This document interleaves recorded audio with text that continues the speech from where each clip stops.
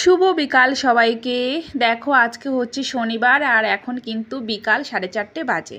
তো আজকে evening to night share করব আমি কি করি আর কোয়ার্টার থেকে কি নিয়ম পালন করছি সেই সমস্ত তোমার সমস্ত কিছু শেয়ার করব। আর এইদিকে দেখো ফৌজিবাবু চলে গেল ফলিংয়ে। তো 4:30 থেকে ফলিং শুরু হয়। তো ফলিং করে রোল কল করে তো ঘরে ফিরবে প্রায় 5:30 বেজে যাবে। আর এইদিকে দেখো একটু দুধ ছিল, প্রায় 500 গ্রামের বেশি, 700 গ্রাম মতন দুধ ছিল। সেই দুধটাকে ভালো করে জ্বালিয়ে নিয়েছি। আর দই বসাবো, সেই কারণে দইটাও কিন্তু আমি ছেঁকনিতে ছেঁকতে দিয়ে দিয়েছি। তো এই দেখো এইদিকে একটু মসুরের ডাল ভিজিয়ে রাখছি, কেন কি কালকে আমাদের দশহরা। তো দশহরার দিন কিন্তু আমাদের রান্নাবান্না করতে নেই, হয়তো অনেকেরই আছে দশহরা, অনেকেরই নেই।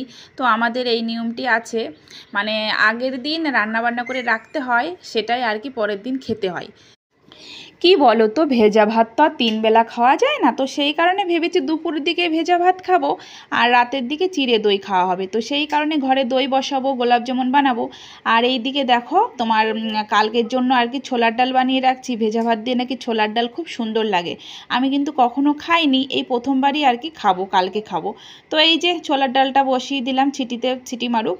তো ছোলার ডাল বানাবো, তো এইদিকে দুধটাও ঠান্ডা করতে দিই। আর চলো গোলাপ জামুন বানাবো। তো গোলাপ জামুনের ওই যে প্যাকেট থেকে ঢেলে নিয়েছি, এখন ভালো করে মেখে টেকে নেব। তো তারপরে তোমাদের সাথে আবার কথা বলছি।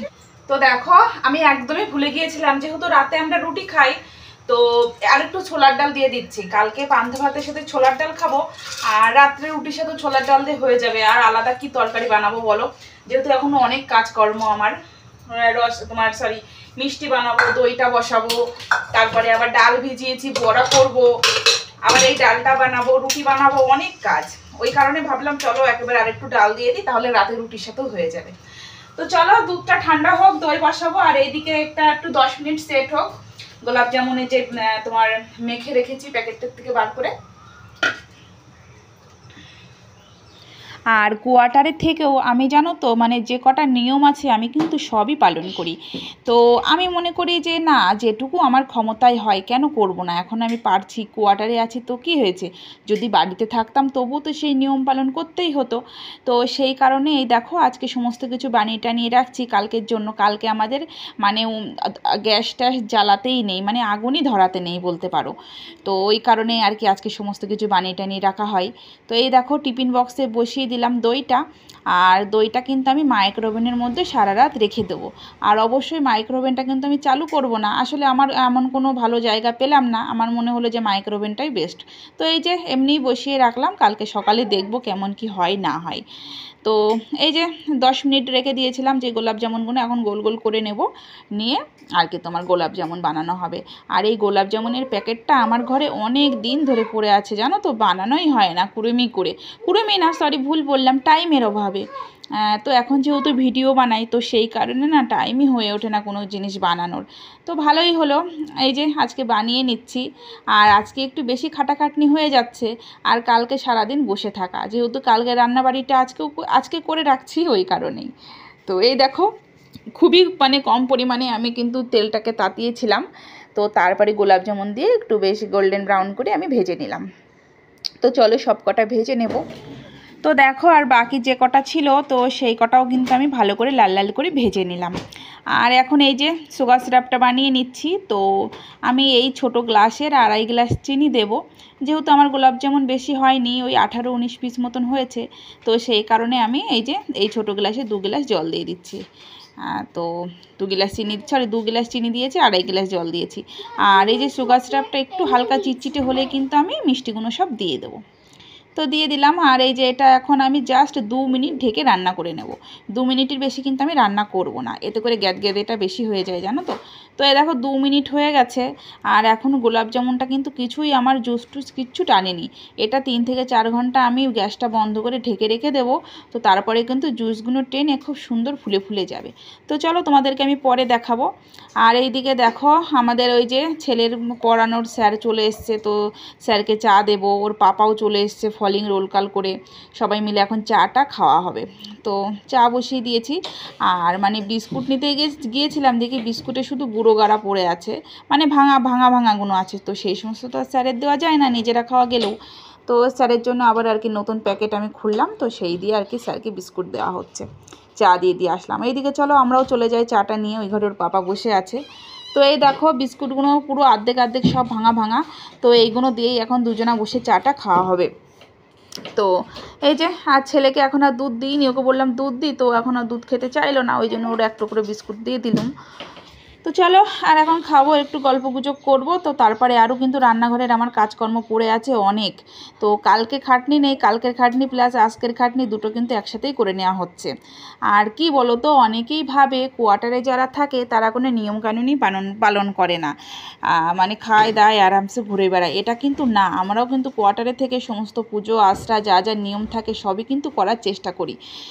সত্যি কথা বলতে আমি কিন্তু প্রথম থেকেই করে আসছি, যা পুজো আশ্রা হয়, যা নিয়মকানুন হয় সমস্ত কিছুই আসলে নিজে থেকেই ভালো লাগে। আমরা কোনো অনুষ্ঠান কোনো কিছু পাই না, তো সেই কারণে যে কোনো ছোটোখাটো যাই কিছু হোক না কেন, নিয়ম পুজো আশ্রা আমরা কিন্তু সমস্ত কিছুই মেনে নিই, মানে মেনে আর কি সেই জিনিসটা পালন করি। তো এই কারণেই দেখো কালকে দশহরা, তো আজকে এই যে রান্নাবাড়া সব করে রাখছি। আর এইদিকে দেখো কোটোটা ভালো করে মুছে নিলাম। আমি কিন্তু সবসময় এটাই করি, মানে তোমার কোনো জিনিস ফুরিয়ে গেলে না আমি সাথে সাথে ভিজে কাপড় দিয়ে মুছে তারপরে আবার জিনিস রেখে দিই, এতে করে কষ্টটাও কম হয় আর একসাথে জিনিস ধোয়াও লাগে না। তো এইদিকে দেখো আমার কিন্তু অনেক দিন ধরে মেথির মানে কচুরি মেথিটা আমার প্যাকেটে ছিল, ড্রাই রোস্টের অভাবে মানে দেওয়াই হয় না। তো আজকে ভাবলাম চলো একেবারে করেই নিই। তো এই দেখো শুকনো খোলায় একটু ভাজা করে নিয়েছি, নিয়ে ঠান্ডা করতে দিলাম। আর এইদিকে ছোলার ডাল আমার সেদ্ধ হয়ে গিয়েছিল, আর এখন ছোলার ডালটা বানিয়ে নেব। আর এই যে কচুরি মেথিটা একটু হাত দিয়ে একটু তোমার চেপে দিলেই কিন্তু সুন্দরভাবে গুঁড়ো হয়ে যায়। আর ছোলার ডালে একটু ফোড়ন দিয়ে দিয়েছি, তেজপাতা, পাঁচফোড়ন আর তোমার শুকনো লঙ্কা, আর ঘি দিয়ে সম্পূর্ণটা বানাচ্ছি। তো তারপরে হলুদ লবণ দিয়ে একটু নাড়াচাড়া করে এই যে জল দিয়ে দেব, দিয়ে এটা ফুটতে থাকুক। আর ওইদিকে কচুরি মেথিটাও আমি ভরে রাখি। তো চলো হলো, আর ওইদিকে ফুটুক। আর এইদিকে কিন্তু চায়ের বাসন টাসন বেশ অনেক কটা হয়ে গেছে। আর এই যে ইলেকট্রিক এই জগটাই না খুব সুন্দর হয়, ডিম সেদ্ধ বলো, চা বলো, ডাল সেদ্ধ সমস্ত কিছুই করা যায়। অবশ্য আমি চাটাই বেশি বানানো হয়। আর এইদিকে দেখো ভেতরেরটা তো মেজে ঘষে নিলাম, আর এই যে পাশের যে হলুদ কালারের যে বর্ডারগুলো দেখলে ওইগুলো তো ওই পাশে মাজতে গেলে না তোমার জল চলে যায়, ওই কারণে মাজি না, তোমার ভেজে কাপড় দিয়ে ভালো করে মুছে দিই। আর খুব একটা তো নোংরা হয় না বলো, শুধু চা বানাই। তো যাই হোক এই যে চায়ের বাসনপত্র সব ধুয়ে নিচ্ছি ফটফট করে। ধুয়ে নিয়ে আমার এখনও অনেক কাজ, বিশ্বাস করো হাফ কাজও হয়নি, শুধু দইটা বানিয়েছি আর তোমার হচ্ছে মিষ্টিটা, তোমার মানে মিষ্টিটাও হয়ে গেছে, আর সাথে ছোলার ডালও হয়ে গেছে। এখনও কিন্তু আমার বাকি 2-3টে কাজ। তো এই দেখো এইদিকে ছোলার ডালটা হয়ে গেছে, দুটো কাঁচা লঙ্কা দিয়ে দিয়েছি, সাথে গরম মশলা আর কচুরি মেথি উপর থেকে ছিটিয়ে দিলাম, দিয়েই কিন্তু আমার ছোলার ডাল একদম রেডি হয়ে গেল। আর এখন দেখো কতটা পাতলা নামিয়েছি, আর একটু পরে ঠান্ডা হবে না তখন এতটাই যে ঘন হয়ে যায়, সত্যি তখন ভীষণ রাগ হয়। এখন যেমন রয়েছে এমন যদি থাকে তাহলে কিন্তু ভালো লাগে। দেখো রান্নাঘরের কাজ গুছিয়ে এসছি, আর এখন বাজে 6:40, ঠিক আছে, সন্ধ্যা দেবো। নাইটি টাইটি পুরো ভিজে গেছে, মানে ওই যে বাসন টাসন ধুলে যা হয় ভিজে যায়। আর এই যে বাইরে কিন্তু ঝিমঝিম বৃষ্টি পড়েই যাচ্ছে। মোবাইলটা চার্জে রয়েছে, চার্জে নিয়ে আর কি কথা বলছি, ওই জন্য দেখাতে পাচ্ছি না। তো চলো সন্ধ্যা দেবো, সন্ধ্যা দিয়ে তো বাদ বাকি আর কাজকর্ম যা আছে তাই করবো। তো সন্ধ্যা দেওয়া হয়ে গেছে, আর নাইটি জানো তো পুরো সম্পূর্ণ ভিজেই গেছিলো, যেহেতু বিকাল থেকে কাজকর্ম করছি বাসনপত্র ধুলাম, তো সেই কারণে সন্ধ্যা দেওয়ার সময় তো নাইটি চেঞ্জ করে নিই, তো চেঞ্জ করে আর খুললাম না। তো এই দেখো এদিকে ডালের বড়াও কিন্তু ভাজা বসিয়ে দিয়েছি, একটু তোমার হলুদ লবণ গরম মশলা আর কালো জিরে। তো ওইদিকে কিন্তু আমার ডালের বড়া হয়ে গেছে। আর যেহেতু হাজব্যান্ড নাইট ডিউটিতে যাবে, তো সেই কারণে জানো তো আমি আর ভালোভাবে দেখাতে পারিনি, রাতের রান্নাটাও করে নিতে হচ্ছে সাথে সাথে। তো এই যে রুটিও বানিয়ে নিয়েছি, এখন এই গ্যাস ট্যাসগুলো একটু পরিষ্কার করব, ব্যাস হয়ে যাবে। সেই বিকালে কিন্তু ওর পাপা যখন গিয়েছিল ফলিংয়ে 4:30টার সময়, আর তখন কিন্তু আমি রান্নাঘরে ঢুকেছি, আর এখন প্রায় 7:30টার বেশি বাজে। তো যাই হোক, আর সবার প্রথমে কি বলো তো, আমার ভাতটাই বসানো উচিত ছিল, যেহেতু ভাতটা বানানোর পর ঠান্ডা হবে তারপরে জল দেবো ভেজা ভাতের জন্য, আর আমার একটুও খেয়াল ছিল না। তো যাই হোক ভাতটা ওইদিকে বসিয়ে দিয়েছি। আর এইদিকে দেখো আমি আলাদা করে রেখেছি ছোলার ডাল, এইটা আজকে এখন রুটি দিয়ে খাওয়া হবে, আর এইটা কালকে তোমার ভেজা ভাত দিয়ে খাওয়া হবে। তো আলাদা করে রাখলাম, এতে করে গরমকাল যেহেতু এখন নষ্টটাও হবে না। আর এই যে ডালের বড়া, আর ডালের বড়া কিন্তু ভাজতে আমরা বেশ অনেক কটা খেয়েও নিয়েছি। আর এই যে গোলাপ জামুনগুলো এখন দেখো কত সুন্দর লাগছে, তোমার পুরো রসে টই। তো চলো, এখন প্রায় 8টা বেজে গেছে জানো, তোর পাপাকে খেতে দিয়ে দিই, কেন কি নাইট ডিউটি যাবে। কত তাড়াহুড়ো করে করলাম, তো ওকে বললাম তোমাকে দুটো দিই, তো বলছে না খেয়েছি এখন আর খাবো না, তাহলে একটাই দাও। তো এই যে খাচ্ছে খাক। আর যতক্ষণ মিষ্টি বানিয়েছি, আর আমার ঘরে কি বলবো, মিষ্টি জিনিস সবাই ভালোবাসে, তো সেই কারণে ও নিচ্ছিল না। ও ভেবেছে যে কালকে দই চিড়ে দেখাবো, তো কালকেই খাবো, আজকে আর নেবো না। আমি যে বেশ কটাই তো হয়েছে, 18-19 পিস হয়েছে, একটা নেও তো কি হয়েছে। তো নিল। দেখো খাওয়া দাওয়া করে ও এখন চলে যাচ্ছে ডিউটিতে। তো চলো ও যাক ডিউটিতে। ওর পাপা তো নাইট ডিউটি চলে গেল। আর সত্যি কথা বলতে ডিউটির আগেই মানে এতটা মন খারাপ হয়ে গেল কি বলবো। আসলে ওর পাপার না একটু আগে লিস্ট বার হয়েছে, তো অমরনাথ যাত্রায় নাম দিয়েছে, ওখানে যাবে। আর সবাই জানো অমরনাথ যাত্রায় কতদিন মানে ঠিক নেই, 2 মাস 4 মাস 5 মাস 1 বছরও লাগতে পারে। তো নাম দিয়েছে, অবশ্যই যেতে হবে, যেহেতু এখানে আমরা 1 বছর এসেছি, কোনোদিনও মানে কোথাও যাইনি। এবার ইলেকশন পার্টি গেছে 2-3 বার করে, তবুও নাম দিইনি। আর এই অমরনাথ যাত্রায় নাম দিয়েছে, ক্যান্সেলও হবে না। আর আমরা ভেবেছিলাম জানো তো ছুটিতে যাবো এই পরের মাসে, 1 বছর এসেছি ছুটিতেও যাইনি। মানে এতটা খারাপ লাগছে কি বলবো। জামাই ষষ্ঠীতে যেতে পারলাম না, ভেবেছিলাম যে পরের মাসে শ্রাবণ মাসে মেলায় যাব, তো তবু হলো না। মানে খুবই খারাপ লাগছে।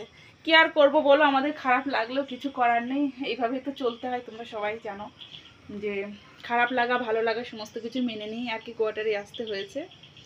তো চলো, খাওয়া হয়ে গেছে, আমার হয়নি। তো এখনকার মতন ব্লগটা এখানেই এন্ড করছি, আবার নতুন কোনো ব্লগে দেখা হবে। ততক্ষণ তোমরা ভালো থেকো, সুস্থ থেকো, তোমাদের সবাইকে টাটা।